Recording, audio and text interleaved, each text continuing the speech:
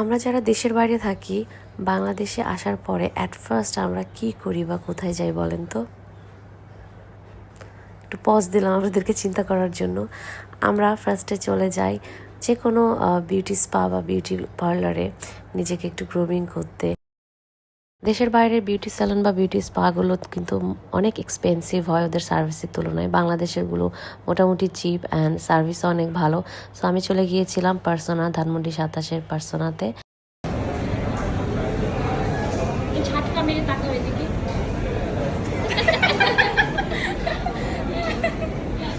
না ভাল লাগতেছে। হ্যাঁ আর তুই এখানে ওর চেহারাটা বেশি বিটকুটে হয়ে যাচ্ছে। আমারটা হলে ঠিক আছে দেখাতে চাচ্ছি না। এক সাইড দেখা তোর ওই সাইডে দাগ এই পাশে তো দেখা তোমারটা কি দেখা না আমি আমার 2 বোন আর আমার ননদ আমরা সবাই মিলে গিয়েছিলাম। আমি ফেসিয়াল করেছি অ্যান্ড প্যাডিকিউর করেছিলাম, ওরা সবাই ফেসিয়াল তারপরে হেয়ার কাট এগুলো করেছে।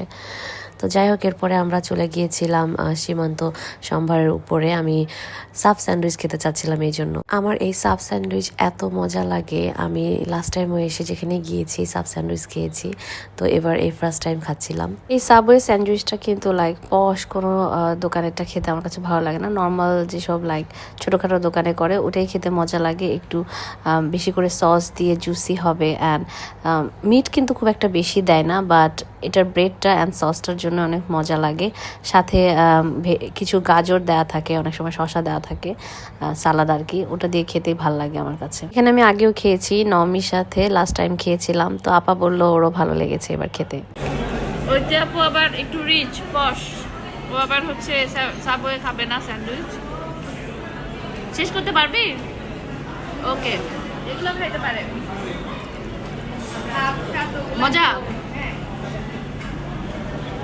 এই স্যান্ডউইচটা খাওয়ার সময় একটু মেস হয়ে যায়, যেহেতু আমি একটু সস বেশি দিতে বলেছিলাম, বাট এভাবে খেতেই মজা লাগে।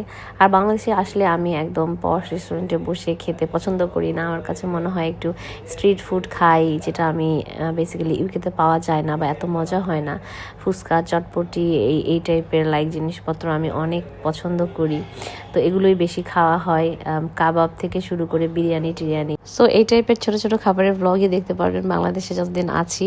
দেখা হবে আবার নেক্সট কোনো ভিডিওতে। টিল দেন, আল্লাহ হাফিজ।